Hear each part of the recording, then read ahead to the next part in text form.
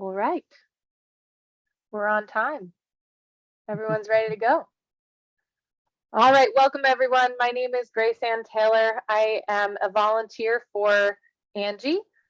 So the label is incorrect. I'm just here to help host for the conference. And with me today, I have Pat Heaney.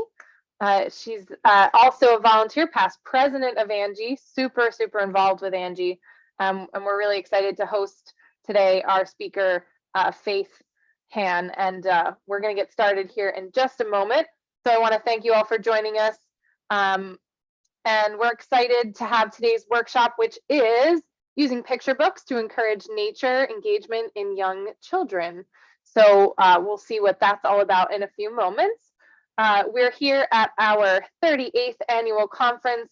And the wonderful thing about this conference is that it's all virtual. So we're hoping you're tuning in from far off places where maybe if it were in person, you might not have had the chance to be here. So we've learned to adapt in these times to include more people and work around everyone's schedule. And a special thank you to our conference sponsors. We have an anonymous donor who's a friend of science and environmental education in New Jersey, the Institute for Natural History and Arts. And we'd also like to thank our keynote sponsor, Najarian Associates, our award sponsor, Duke Farms, and our BASF for supporting our field experiences. So thank you to all those folks that make it possible for us to be here today. Don't forget to check out our YouTube channel, which Pat will be putting in the chat for us here. That's where you'll find updates of the conference and recorded content. So if you miss anything or there were sessions concurrently running, that's a great place to go for any of that information after the conference. Just a few reminders, as you're probably all familiar with. Let's just make sure to keep ourselves on mute during the session so that we can make sure there's no feedback for our speaker. If you have any questions, go ahead and throw them in the chat for us, and Pat and I will address them at the end of our presentation. And of course, there'll be time for questions at the end. So,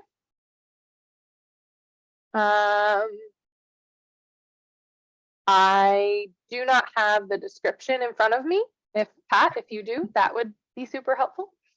And then we're going to, in the meantime, I'm gonna stop sharing my screen and allow Faith to go ahead and put her screen up here. Okay. I think we'll just turn it right over to Faith because I don't have the description, but we don't need it because she's right here. Fabulous. All right, Faith, thank you so much for coming, and take it away. Thank you. I'm going to apologize if you see cattail go across the screen because she only cares when someone's talking on the computer. That's when she has to get in the middle of everything. So I'll apologize in advance. So we're going to talk today a little bit about using picture books to encourage nature engagement. And we know that we need kids to engage in nature. We have, significant environmental issues we're talking about, and unfortunately, we're leaving it up to them, a lot of little kids, to try and fix things. So engaging them in nature, we're going to talk about some of the books that I have found really help to engage young kids with nature. And then we're going to talk about some activities that you guys can do and some resources to go along with some of those books. We know that children receive tons and tons of benefits from experiences in nature, environmental literacy, cognitive skills, social emotional development, physical development, language and literacy development, but the research is also showing that there's zero negative findings to providing kids with nature experiences. So we kind of have no excuses to getting kids outside and trying to connect them. I think that was really a neat thing, that there's zero negative consequences. Here she comes. Why do we need to engage the kids in nature? Well, the benefits, first off, are well documented, but also the UN 2030 Agenda for Sustainable Development pledges to foster an ethic of global citizenship and shared responsibility. So children are global citizens, so engaging them in nature and educating them in sustainability in early childhood is essential for us, for all of us, and for this UN climate goal. What can picture books do for kids? Children's books have a range of benefits. They enhance vocabulary, enhance language skills, elicit emotions, offer character education tools. And the images in children's books can leave a more lasting impression than even the text. And we all know that if we're just talking to a kid, we're not going to get nearly the attention we're going to get as if we can show them pictures or present something to them. I happen to love picture books. I have a massive collection. I have too many, some people would say. The hardest thing for me for this presentation was to kind of limit the number of books I was trying to present for you, because there are so many. There's some really good ones, some ones, and then there are some that I love or think that are wonderful that the kids couldn't care less about. So that what we want to talk today are about the books that I've really found that kids like. Just because you like a picture book, just because you think it's great for nature engagement, or that it talks a lot about things that you're interested in, does not mean kids are gonna like it. One of the best examples is a book that I happen to love called Our Tree Named Steve. And it's a really neat book about a tree in a family yard and all the things that happen in this tree as the kids grow up. And then the tree falls down in a storm. So every time I read this, my 8 and I will cry. Literally, we get tears in our eyes. Kids could not care less about this book. So read it once to the kids. If they don't like it, put it aside, read it for yourself, and move on. Okay, so how do we pick the right books? It's really hard. First off, is it developmentally appropriate for your audience? You have to consider the kids, of course, that you have. Sometimes books are a little, what we'll think is wordy or too advanced for kids. Try it out. If they can learn, that old adage, if they can learn to say Tyrannosaurus Rex, they can learn just about anything and handle all kinds of vocab. If it's something that interests them. You have to think about their attention span. How long is this book? There's some great books that are just too long for young kids. Pick out bits and pieces, read what you want to read of the book, just to get the information that you need in there, as long as it's in a developmentally appropriate way. Second, does it avoid ecophobia? And ecophobia is, are we scaring the kids silly? We don't need to scare them to engage them. We want to engage them without frightening them into registering that everything's on their shoulders. And, we just want to engage, not scare the pants off them. Is it factually correct? This one's a little bit of a kind of a weight kind of situation. Not all books are factually correct. We get that. There are a lot of people who want nothing to do with animals that talk or animals that don't do exactly what animals do in nature. Kids are not going to be as engaged if you're just looking at factual things. You do need things to be relatively correct. Let's take Eric Carle's Hungry Caterpillar, for example. It's a great book, really is. It's got a nice rhythm. It engages the kids, but he says cocoon instead of chrysalis.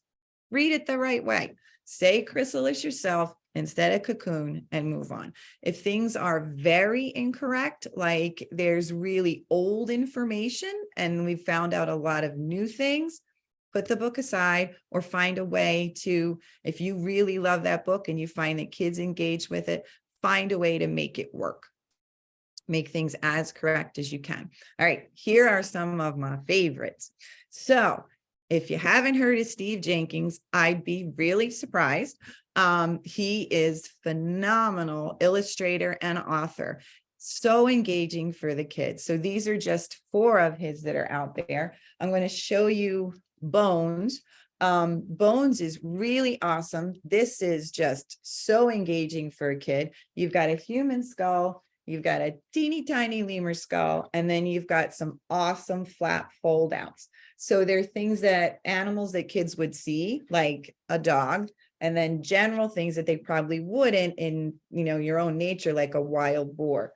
These books are super engaging, super fun, and they really help kids connect to animals that they'll see in nature or in their own household even, and then animals they might not. So here, and great comparisons. Here's a rabbit, there's a leopard. So I find his books really awesome, and kids really like them. The fold out pages just beg for you to be laying spread out on the floor with the kids and poring over those really great pages. So other books I've got for you, I've pretty much divided up into general subject areas. So the first one we can talk about are nocturnal animal books. So I think nonfiction books can be just as much picture books as traditional fiction picture books. So there are some really good nonfiction nocturnal animal books. One of my favorite picture books, hands down, flat out, all time, is Owl Babies. I don't care if it's nature or not nature. This is one of my favorite all-time picture books. I had the board book for my girls when they were little. I think I read it about 10 zillion times. And it's just a lovely, lovely book. And it helps kids connect themselves to nature because they're going to go through the same dilemma as the animals. So just for a couple of pages. Suppose she got lost, said Sarah. Or a fox got her, said Percy. I want my mommy, said Bill. And the baby owls closed their owl eyes and wished their owl mother would come. And she came, soft and silent. She swooped through the trees to Sarah and Percy and Bill. I mean, how engaging is that? What kid hasn't been worried that mom's not coming to pick them up from school or not going to be there when they want her to be there? This is a great book, great pictures. The owls are in the trees. I mean, the kids love this book. So we talk about some activities to go with nocturnal animals. At my school, we'll do nocturnal day. So we'll keep the curtains closed, we'll keep the lights off. You get enough light because I have a big wall of windows. So if somebody's really scared, we'll just leave the blinds open a little bit. The kids can wear pajamas if they want. We'll do a nocturnal animal kind of activity. Sometimes it's a craft like making owls. And then we'll do something that shows how nocturnal animals adapt and can survive at night. So there might be an echolocation kind of activity or something related to sounds and smells in nature, that kind of thing. So the kids get the ideas of that the animals are awake at night and how they can survive at night and get around and find food. Another really cute one is called Little Owl's Night that's up there. So what I've done I'll do this a lot with books. I find the pictures of the characters in the book, print them out, and these I put, hedgehog's upside down. These I put magnets on the back. So what I'll do is I'll take all the characters from the book, pass them out to the kids, and share them equally among the kids. And then as I'm reading the story, what the kids will do is bring them up and they'll put them on the blackboard, the whiteboard. I think I'm probably one of the last teachers that still has an actual chalkboard. Put them up on the chalkboard, or if I put Velcro on the back, we'll put them on a felt board. It keeps them engaged in the book, and it gives them a lot of vocabulary because a lot of the animals in Little Owl's Night are things that they would typically see, but there's also, there's an opossum. So maybe they haven't, they probably haven't seen an opossum, but it builds our vocabulary for us too. And then they're engaging in the book and keeping attention. All right, so that's some nocturnal animals. Okay, animals in winter. Here we are. So the book there called Hibernation is a series called Pebble First Readers. They're great books. My school library has them. I've seen them, like you can buy them used and stuff like that. I think a lot of our public libraries have them too. It's a really nice nonfiction set of books.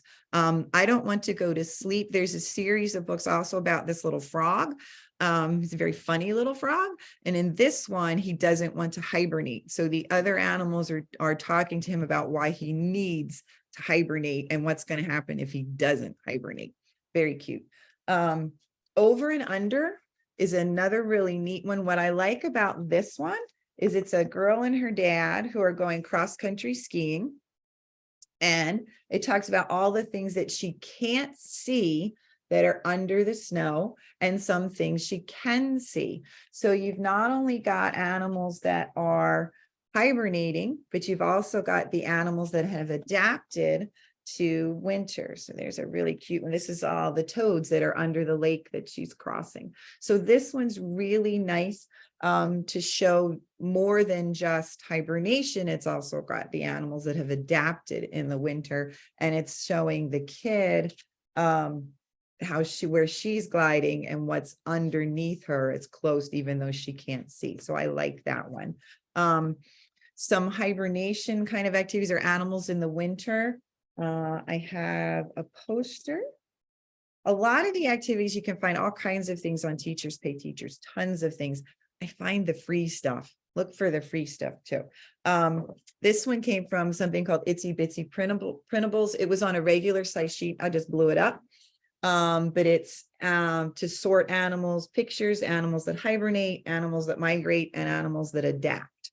And then I've got, a bunch of pictures in here that can go in those different areas.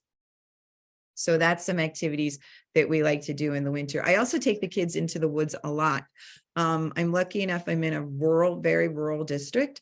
So we have a lot of acreage of land and we have a wooded area. So I will take the kids into the woods every couple of weeks or so. It's not heavy woods, which is great. It's just nice little, we've got a hiking path kind of thing. So I'll take them in every couple of weeks and we will just look for signs of animals. We don't disturb anything, of course, that's hibernating. Definitely not. We don't go digging a lot of holes or go pummeling on, fallen trees or anything, but we do turn over rocks and we'll turn over, we've got some wood stepping things we'll turn over just so they can see some of what's happening in the winter. We haven't any snow yet, so there's nothing to look at snow wise, what could be under snow, but at least they can get a sense of what some animals are doing in the winter, even without seeing the snow. Spring, so much happening in the spring. You have a ton of books that are for spring. Sometimes I think there's too many because there aren't really there's some iffy ones out there about spring, but there's so much activity going on. Kids love spring. It's my favorite season. There's a lot of weather activity going on. There's a lot of plant activity going on, and there's a ton of animal activity going on. So what you want to do are find some good ones that talk about lots of different kinds of things that are happening. You've got The Tiny Seed and Little Cloud by Eric Carle. Both of those are really good. A lot of nice information about non-animal spring things. There's also a great book called Mud. I don't have a picture of that one. Lynn Ann something or Ann Lynn something. I'm sorry, it was in my speaker notes, which I can't access right now. That one's really fun. And it's great for the kids because they want to splash in the mud. They want to dig in the mud. They want to get in those puddles. So it's a really nice book that connects them and engages them in things that they really like. I'm going to read to you a tiny little piece of Kevin Henke's book, Birds.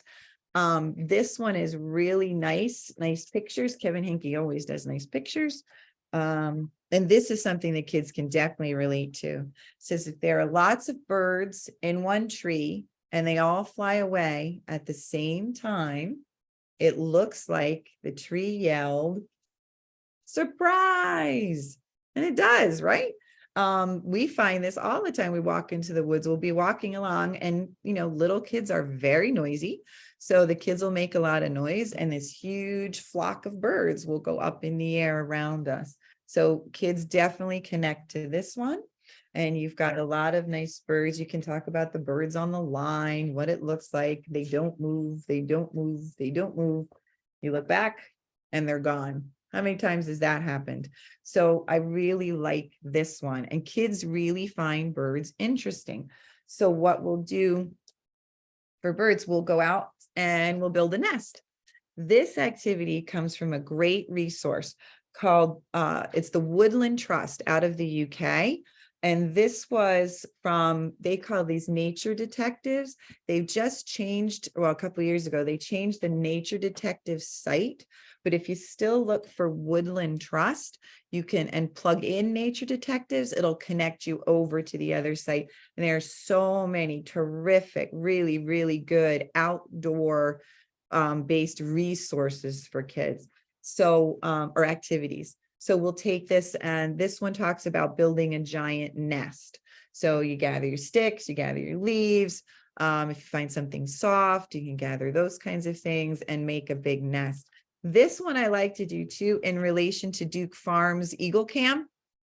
I hope you're connected to Eagle Cam. So cool. I don't think we have an egg yet. It's like any day now, I think we're going to get an egg, or the first egg, but we'll make a nest. We'll try and make it eagle sized, so the kids get a sense of how big that nest is up in that tree. And then we'll see how many kids we can fit into the eagle's nest. So they really enjoy that one. Let's see. Oh, if you're in a more urban area and you don't have access to outside woods, but you still want to connect the kids, I find this one is a great book. It's called Lucky Ducklings.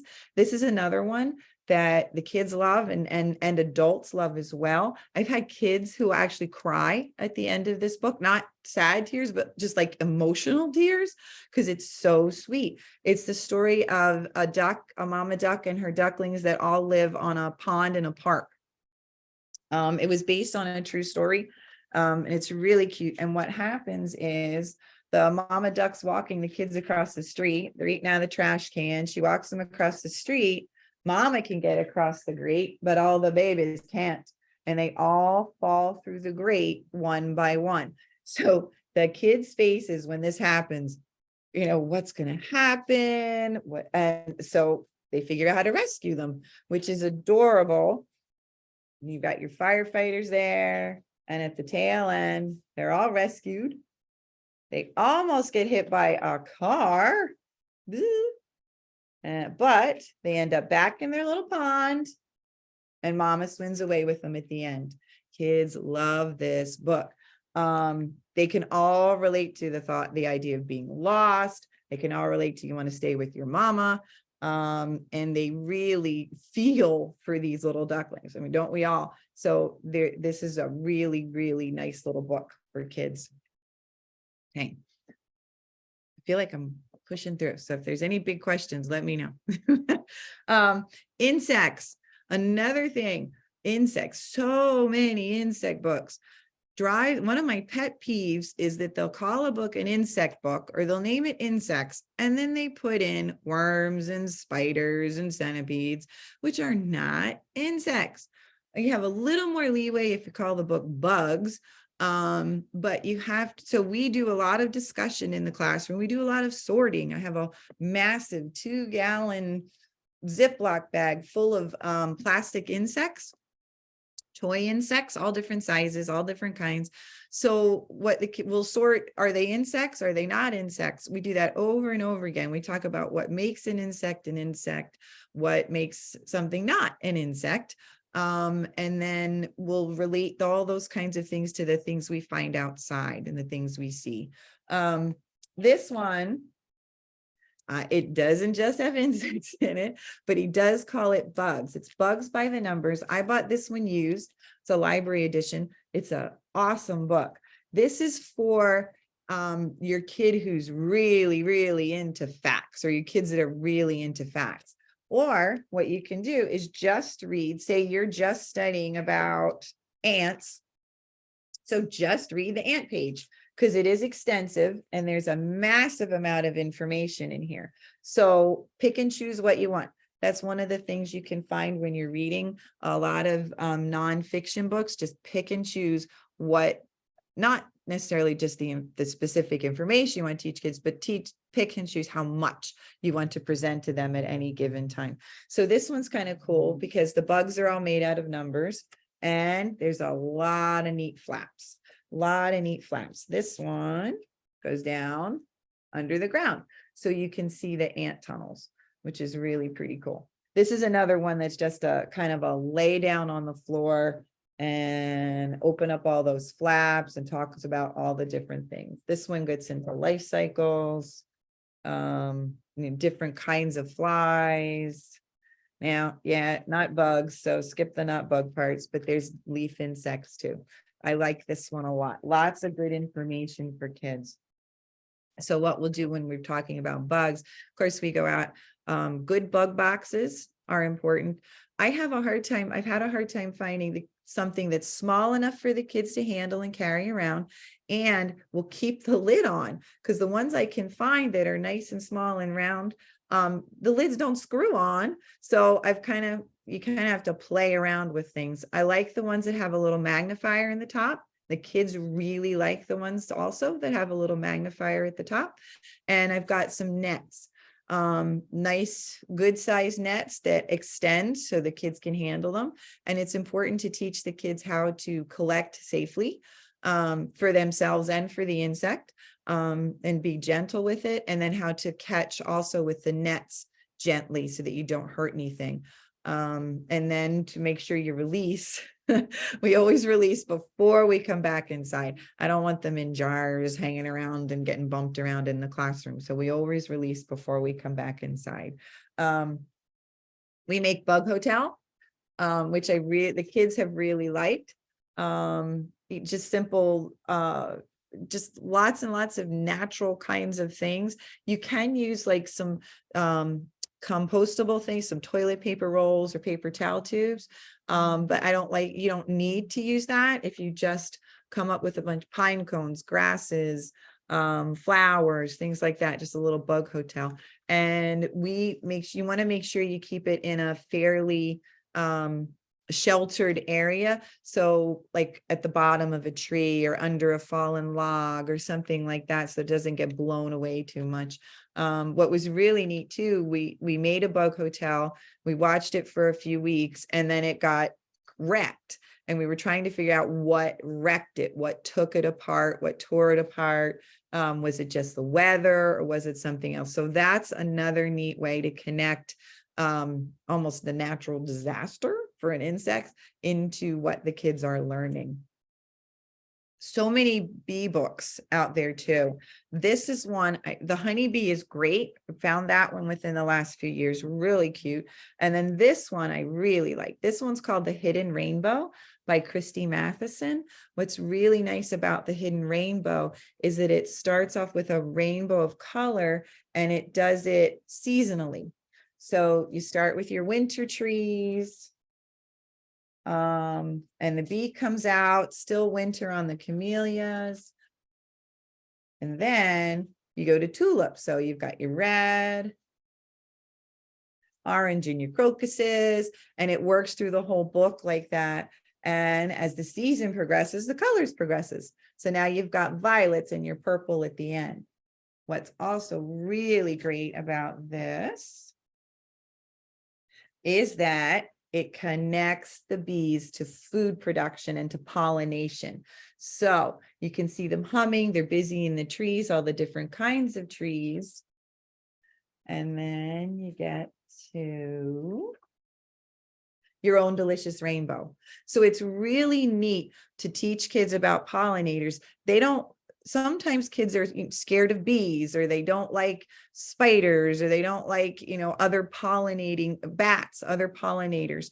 So what I try and really do is to help them learn that we need the pollinators, even if you don't think they're important or you don't like that creepy crawly.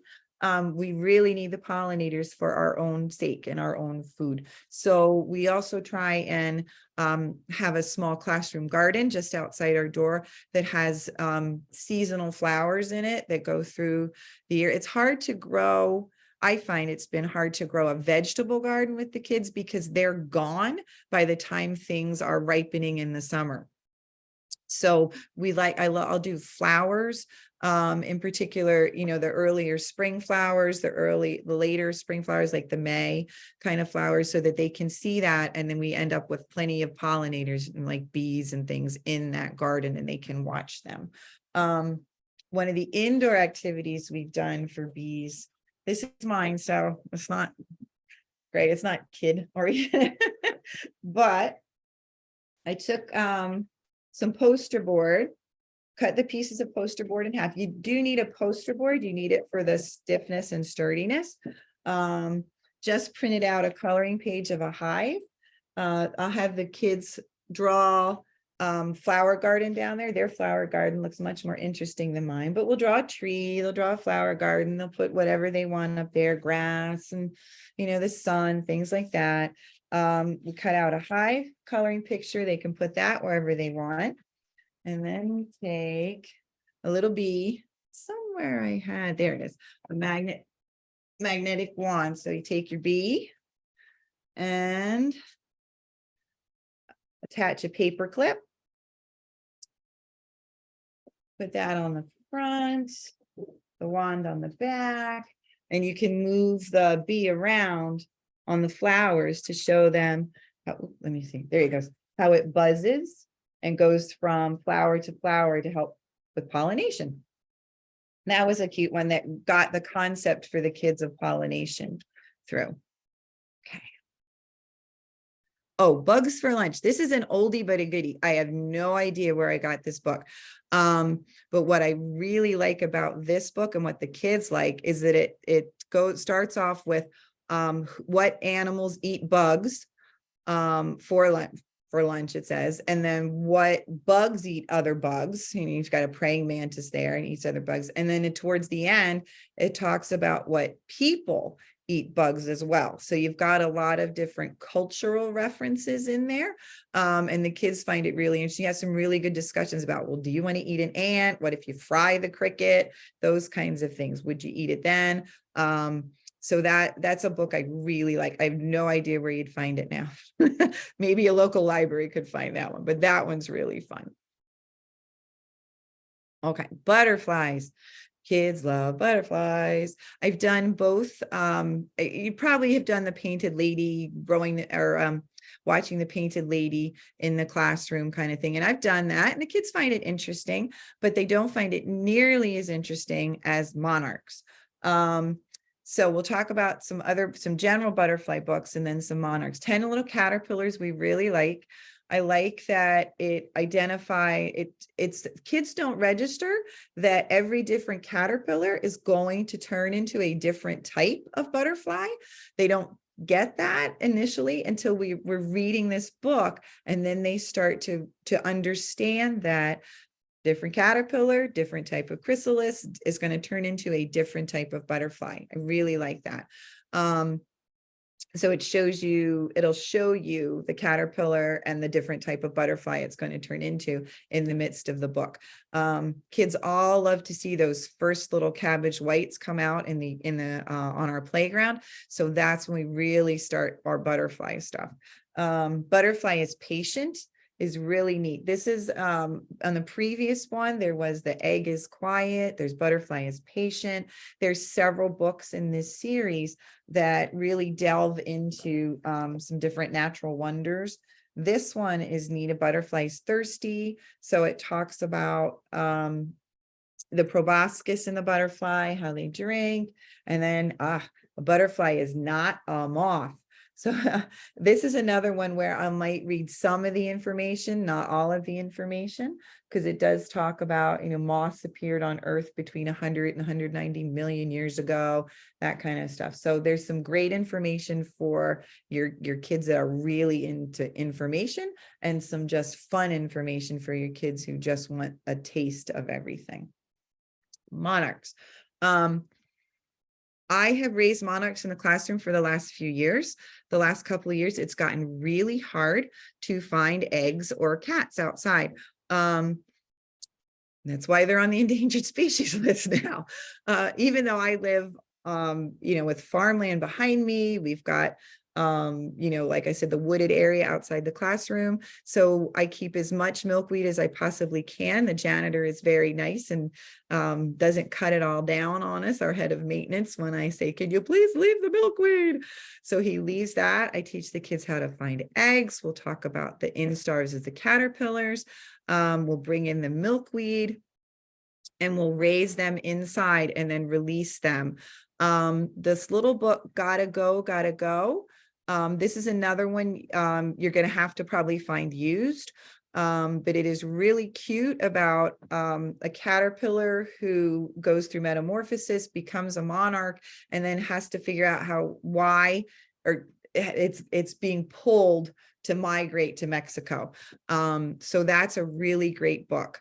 There's an organization called the Monarch Teacher Network. I'm hoping they start doing presentations again. They did it, I think it was a 2-day at Duke Farms a few years ago. I went to that was phenomenal, absolutely phenomenal. Highly recommend connecting with them. And there's through them, there's something called Journey North.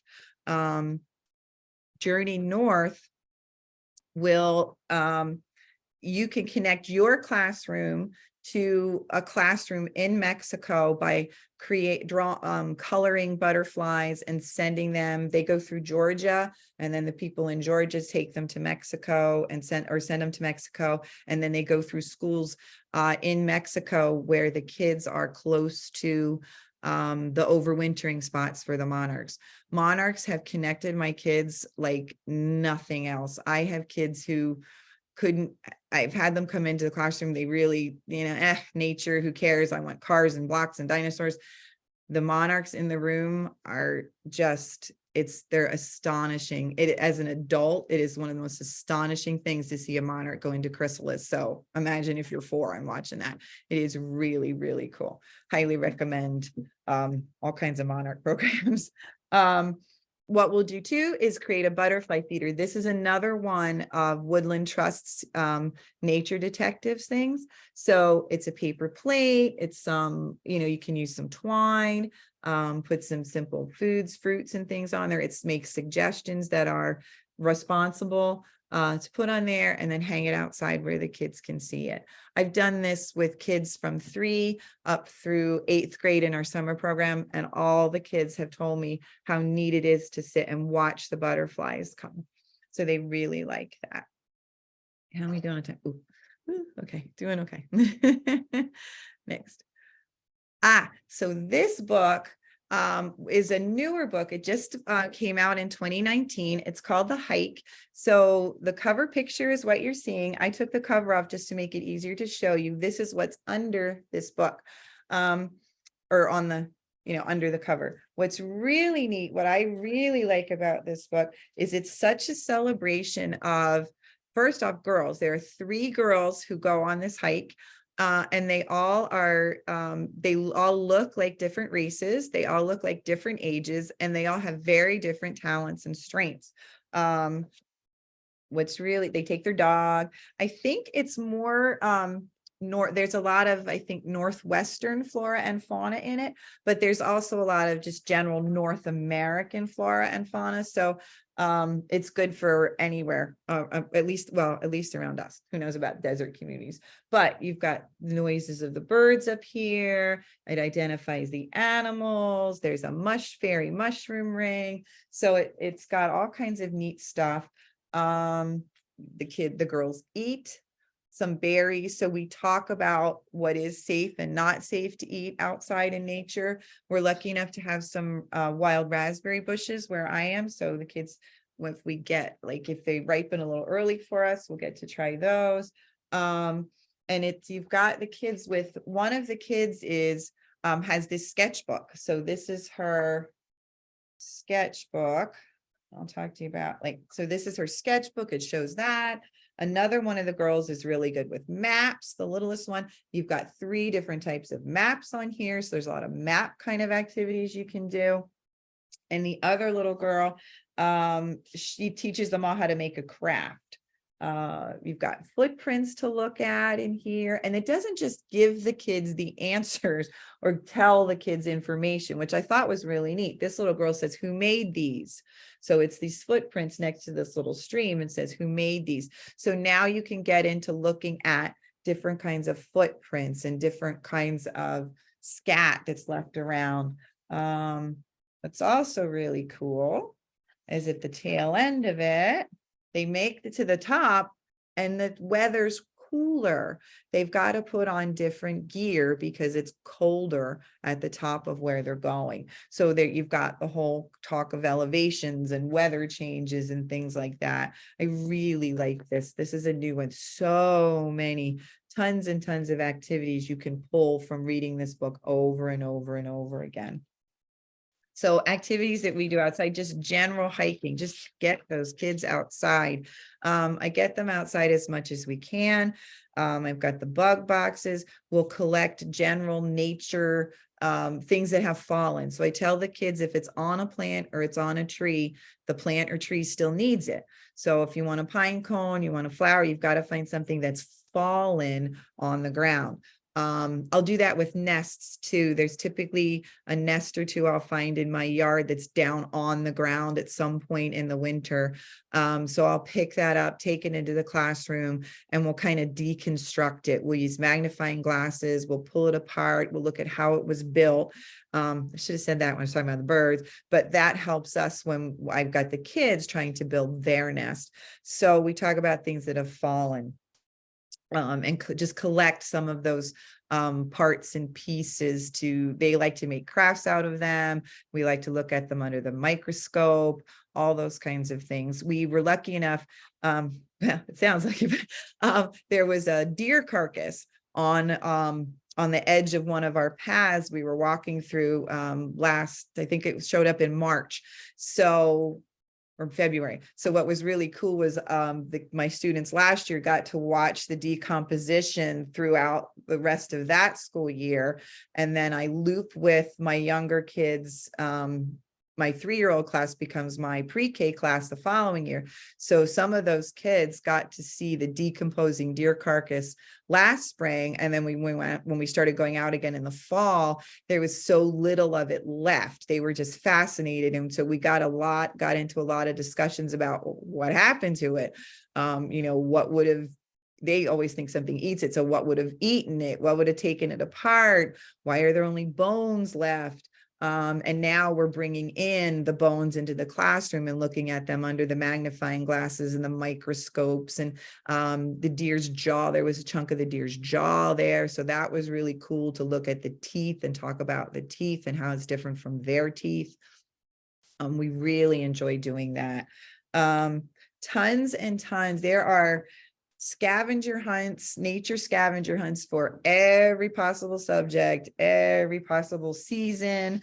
I like this one, another Woodland Trust one. This is a autumn color bingo. That one's really cool. There's fall scavenger hunts, there's written ones, there's a nature hunt. You can find a scavenger hunt for anything in particular. This one's for attributes.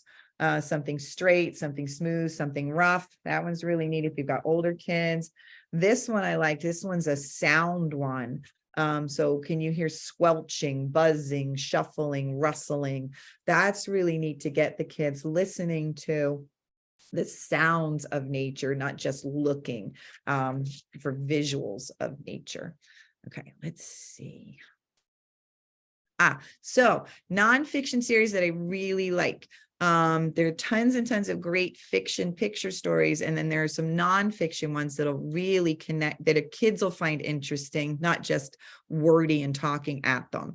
The Nat Geo's National Geographic kids books are great. The ones in the center, and you can get those through Scholastic. The ones in the center, these are Mrs. Pinocchle's, basically Mrs. Pinocchle's 8 alphabet books. Tons of them. There's a bird one, a bug one, a flower one, a fruit one, a tree one, a vegetable one. I even got a cooking one for my grandson because he was into cooking. So there's a lot of nice ones. Alphabet books can just be too stinking long for little kids. really long. This one isn't. These aren't. I should say these. This series isn't, and they're very interesting. The pictures are interesting. This one talks about outside, and then P is pack it in, pack it out. So you're talking about the sustainability aspects and taking care of nature. Cues for quiet, which nature hardly ever is, and what sounds do you hear, and then how roots talk and communicate talk and communicate with the trees. That's really, the kids find that absolutely fascinating. So I really like these Mrs. Pinochle books. They're only in board books. I don't know if they're going to come out in bigger books, but the pictures are big and engaging enough for even slightly older kids, even though it's a board book. They like those. The backyard books, there were a couple of these in the insect picture. Are you a grasshopper? Are you a ladybug? Are you a bee? Those are really neat because and I think there's an Are you an ant, because it'll talk about how the ant handle, how they're physical, like they can lift 50 times their weight. Can you do that? Are you an ant? Can you do those kinds of things? Are you a ladybug? Can you do these kinds of things? So it gets kids thinking about their own selves and their own development versus a bug and what, this tiny little creature can do. Okay. This is my new favorite. Oh, I love this book. I discovered this book through, I don't even know how I heard about it. I think it was through Brightly. Brightly's like an email listserv for books. And this one is called How to Find a Fox. It's photographs by Ossi, I'm going to butcher his name, but I think it's Saarinen. He's Norwegian. And this won last year's Blueberry Award. The Blueberry Awards were just created last year by the Evanston Library, the Evanston Public Library. There was a staff member there who, there's all these other book awards out there, but this staff member said, well, there's nothing out there for environmental books. There's nothing out there for nature books, no awards. So she got together with some of her other staff members and they created the Blueberry Awards. So it targets books from pre-K to about age 10. And all the staff members picked their favorites, and then they got together and they kind of fought for certain books, how they ended up on the awards list. And this one, everybody loved the best. And this is beautiful. Highly, highly recommended. It's How to Find a Fox. So simple picture book with simple words. Okay. And then more detail information if you want some more detailed information. But it really, really is just gorgeous. Kids are loving it. And there you go. And so I understand why it won the award. And it talks about what's really neat. And there's the back of a book, the information is called back matter. So the back matter here is from the author, and the photographer, he talks about why he started filming or started photographing foxes, how he got his first pictures and how he gets his pictures, and how you need to be calm and quiet and patient to get the pictures of the fox, the one that you want to find. Really, really a lovely book. The Blueberry Awards, if you want to watch the whole award ceremony, it's on YouTube. Just search Blueberry Awards. And that came through Natural Start Alliance, which is one of the great organizations that you can find lots of neat activities through. So they created the book talk and the YouTube video. The 2022 awards are going to come out. I think they said they'll announce them in March. So that's all the books that were published in 2022, that they're favorite nature books from 2022. And lastly, there's just a few resources of where you can find some activities. So that's it. Oh boy, I just chatter. We have questions?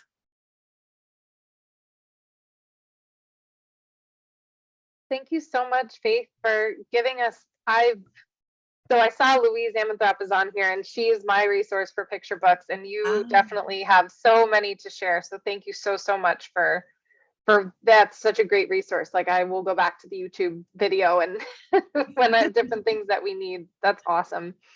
So does anyone have any questions for our presenter, Faith, about picture books and ways that she's using them to engage with students? Who was the author of Bugs by Numbers? Oh, Sharon Werner and Sarah Force. It says Sharon Werner and Sarah Force. What I can do if you're looking for specific books or you just want to see what the ones are, I'm willing to share my slides with you, and then you could see the books that, you know, I took pictures of, and like look for the specific ones you want. Because I know sometimes if you get titles, if I just sent you titles, you go, well, I don't remember if that's the one I wanted. If I saw the cover, I'd remember. So if you want, I can share the slides with you. That's fine. Just shoot me an email. I think it's on the first slide. I have a question. Mhm. One of the things that I run into is I will go shopping for picture books, and I don't, call it a millennial problem, but I'm not in a brick and mortar store very often, and I really feel strongly that I want to be able to flip through the books or see them vetted, because I really want to make sure the information inside them is productive and helpful. I think a lot of kids' books sometimes are not aiming at the goal that I want. I'm Right. really looking to be informative, but also fun. And so how do you, are there resources or forums or blogs or something that you can go to that you can vet a book and kind of get an idea of how it's used and if people liked it or not? Yeah, I've had a hard time with that too. What I'll do, there's, like I said, the Brightly is an email listserv that you can get on, and Brightly's one, it's not all about nature books. They've got books about lots of different topics, but I have found a bunch through them. So what I'll do is if I see a book I like, I'll look for it. You can order, Brightly gives you like different ordering options. So what I'll do is, I know I'm not big on Amazon, but I will look at Amazon, because Amazon will let you look at some of the book's pages. Usually it'll show you some of the book's pages. So I'll look at that. And then if I'm like, yeah, this is great, I'll go back and I'll buy it through a brick and mortar or through, I'll order it through a local bookstore. Even I've heard authors say Target is even a really good place to order if you don't want to necessarily order through Amazon. I've sent books back. I mean, and I'll try sometimes to have my local library find them. If it's something that's not like brandy new, often my local library can get it for me. I can look at it and say, oh yeah, I need to own this book, or yeah, I don't. Right. Yeah, I found that hard too. Yeah, I definitely look to the library. Sometimes they just don't have stuff. Hey, Ann. Yeah. I was going to say a lot of times the libraries have sister organizations that they'll be working with. So if you have a book you want to look at, ask them, they'll order it from another place and then you can get to see it. Yeah. Oh, yeah. Tricks of the trade. Does anyone else have questions? I just want to say that this was so helpful. Thank you, Faith. I got so many, I'm going to be in debt from all the books I'm going to buy now. These are wonderful. And I don't even work directly with children anymore. I just really get excited and use them for workshops. Yeah. I also wanted to comment, and I've said this before, but I just find it amazing that at a public school, the work you do about, for example, having the deer carcass and that students can study it and bring them outside. It's really such a model, especially with the young kids in your class. It's just amazing. Thank you. I'm impressed with all your work. Thanks. I started doing it a few years ago because I live in a really rural area. I'm in Warren County. I am in the most rural part of New Jersey. And I have had kids come into my classroom and never have jumped. I've had them never jump in mud puddles. I've had them never touch a worm. I live 3 minutes from a huge reservoir called Merrill Creek that has a really nice, it has tons of nature paths. It has this beautiful, it's a reservoir, so people can use the reservoir. It's got a great nature, a visitor center. I've had kids who've never gone there, 5-year-olds who have never gone 3 minutes down the road. So I had to start doing something. I was like, these kids need to get outside. Yeah. You mentioned about creating the eagle nest, and you mentioned Merrill Creek. They actually started creating like kind of a like quasi eagle nest because the eagles are all there. Yeah. So that's a great, if you are able to like do a short field trip anywhere, that's definitely something that you can kind of experiment with. Just so you know, too, I work in Warren County rather, and so I'm about to be a park naturalist with land preservation. So I'd love to collaborate with you at some point. Absolutely. So Please some do. amazing ideas and amazing books. So it was a great presentation. Thank you so much. Thank you. Please email me so we can connect. Thank you. Sure. Faith, can we get your email? I could put it in the chat. I don't have it though. I looked Sure. on the, Yeah, it's on the very first slide, but that's okay. It's but we don't have the slides. You have the oh, I'm slides. sorry. I guess it'll be. Oh, you in mean the- on the slide that the Angie slide that No, you're right. It's not on the Angie slide. It's on my slides, but it'll be on the recorded one. But it's Hann, HANNF at HT as in Tom, E as in Edward, SD.org. Thank you very much. And I Okay. just put that in the chat. Great. HTESD, right? Yep. Okay. Yeah, and if anybody has books I missed, I mean, I had a hard time cutting down how many books I was putting in because they're really great books. So if anybody has other ones I missed, throw them in the chat too, because I'd love to pick something up if I need to. My husband will not be happy, but There are a few great things in the chat. Yeah. Someone mentioned, Delaney mentioned about urban birds. There is a peregrine falcon cam that's in Elizabeth, so they can learn, they could look at the eagle cam, the peregrine falcon cam, that's in the chat. And then Tom Shepherd is in Hunterdon County, I think, and they have story walks with the children's trail with the books pages along the way. Oh, cool. Displayed. Yeah, so that's very cool. Lots of great things. Oh, Anne mentioned We Are the Water Protectors by Carol Lindstrom. Is that the one though where the pipeline is a snake? That's the only thing I didn't, the only thing I didn't like about it is it was very negative about snakes, which Anne, you love snakes, so. I will say too, I've been to the virtual NAAE conferences, and we like being in person, but virtual does lean to some advantages, which is that they started a forum a few times. I feel like I was in it 2 or 3 times now, where they everyone just shared all their favorite children's books in that thread, which I thought was really cool. And I think I've saved notes of those things somewhere, but just kind of think like-minded people sharing those lists are really helpful. Does anyone I'm going to put again in the chat, I'm going to put the survey or the conference evaluation.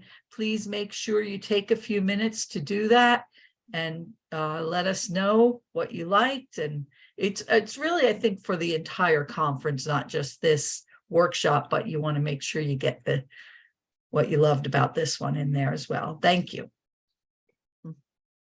Does anyone have any final questions for our presenter, Faith?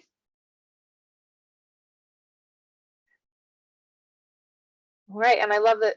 I love that the books are just streaming into the chat now. It's kind of great. Thank you so much, Faith, for being with us today, sharing your knowledge, and then also just thank you for the work you do out in the community and educating children and getting them outside. It's awesome. So thank you so much. And then just a few reminders for everyone. Don't forget, of course, to fill out that evaluation that Pat put in the chat a few moments ago. Don't forget to subscribe to the ANJEE YouTube channel so that you can get updates about the conference being uploaded, but also other videos and things that we're putting up there. There's some in-person field experiences happening on the weekend. So I am hosting one here in Toms River at Save Barnegat Bay. There's some others across the state. So please don't feel like it's regionally specific to where ANJEE, ANJEE's usually hosted nearer to Trenton for this conference, but we, have spread the love across the state. So there's a lot going on. It looks like signups for that were done yesterday at 4 p.m. though, but maybe there's a way for you to get into some of them. Thank you so much to our sponsors. Of course, we wouldn't be here without them. So thank you to the Anonymous Donor and the Institute of Natural History and Arts. Again, thank you so much. And it's been a privilege to be here and have you all with us. We'll see you at our next session. Thank you so much.